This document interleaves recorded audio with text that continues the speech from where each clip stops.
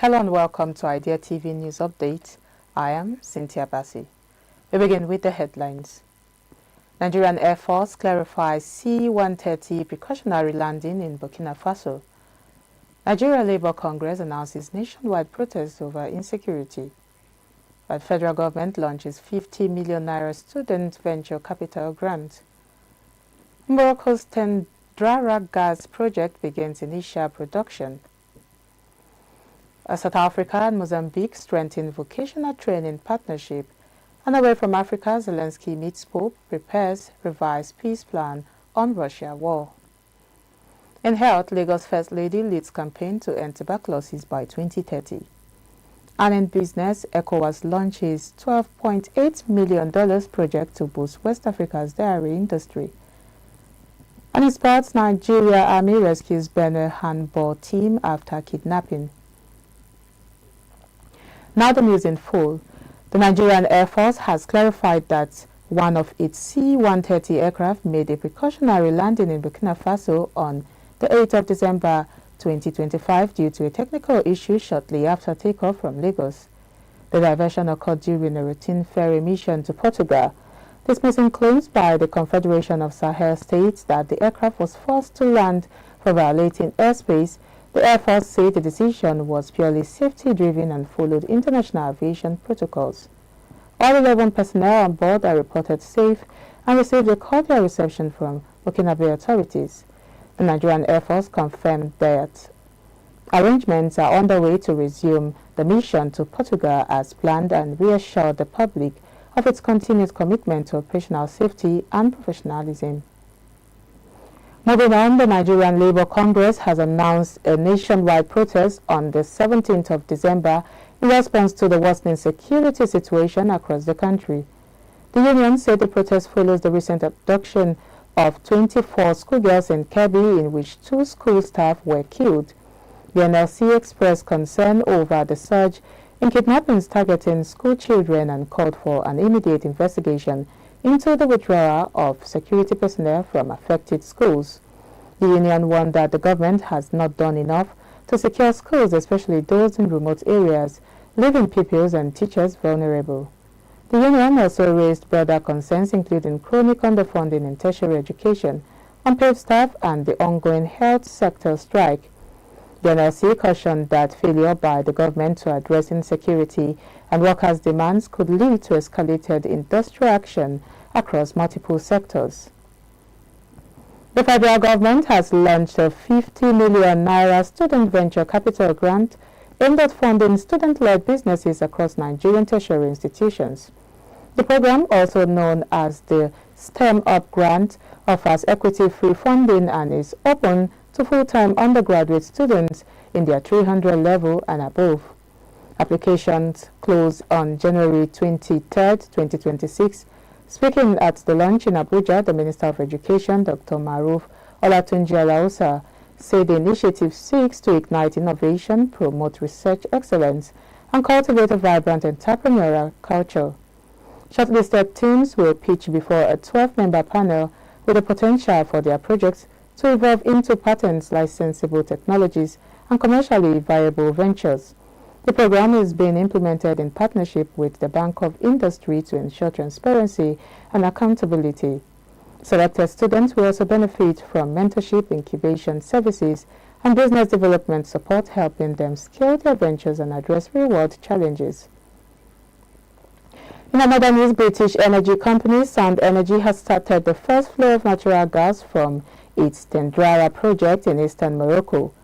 Initial gas from the TE6 wellhead has entered the concessions gathering system, marking the beginning of commissioning for facilities that will supply a new liquefaction unit.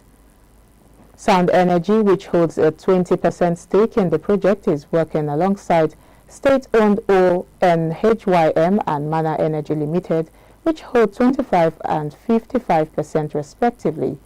The venture aims to supply Africa gas under a 10-year agreement for 100 million cubic meters of gas per year from First Gas.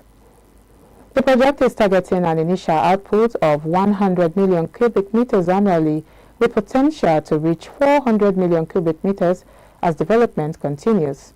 First deliveries from the micro-LNG unit are expected between the end of the first quarter and the second quarter of 2026, following technical testing and phased commissioning of the facilities. Still in African news, South Africa and Mozambique have signed a new agreement to enhance cooperation in higher education and vocational training.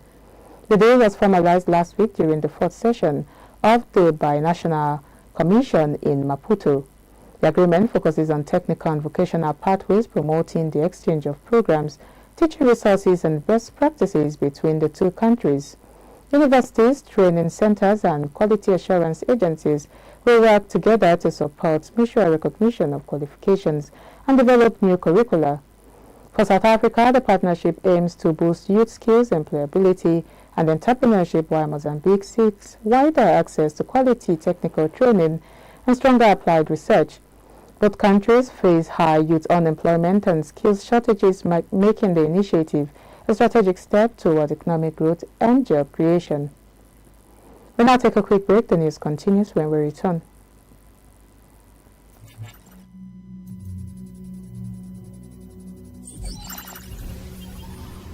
Five-G technology. 5G technology promises to be a game-changer by delivering ultra-fast internet speeds, low latency, and the ability to connect millions of devices seamlessly. It's going to fuel the future of smart cities, autonomous vehicles, and IoT devices, allowing them to communicate in real time. However, 5G rollout isn't without hurdles. High costs of infrastructure and regulatory issues in some regions have slowed down implementation. By 2026, the 5G market is expected to be valued at $667.90 billion, with the US, China, and South Korea leading the change. The challenge, cybersecurity risks, and data privacy will remain top concerns as more devices become connected.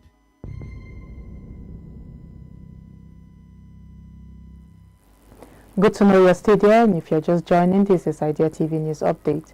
Now the rest of the news. Away from Africa, Ukrainian President Volodymyr Zelensky met Pope Leo XIV in Italy on Tuesday as he prepares to submit revised proposals to the United States aimed at ending Russia's invasion. The meeting took place at the Pope's country residence in Castel Gandolfo near Rome, ahead of Zelensky's scheduled talks with Italian Prime Minister Giorgia Meloni. Meloni has supported Ukraine since the February 2022 invasion, although some coalition members remain skeptical. Italy has provided weapons for use inside Ukraine but ruled out sending troops as part of a proposed monitoring force. Zelensky's European tour also included meetings in London with leaders of Britain, France and Germany, followed by discussions in Brussels with the European Union and NATO. The revised plan from Washington, initially a 28-point proposal, has been reduced to 20 points following consultations with Ukraine. Zelensky stressed that Ukraine cannot legally cede territory and is seeking clear international security guarantees in the event of renewed Russian aggression. Discussions are ongoing with Ukrainian and European officials set to finalize their positions before sending feedback to the United States.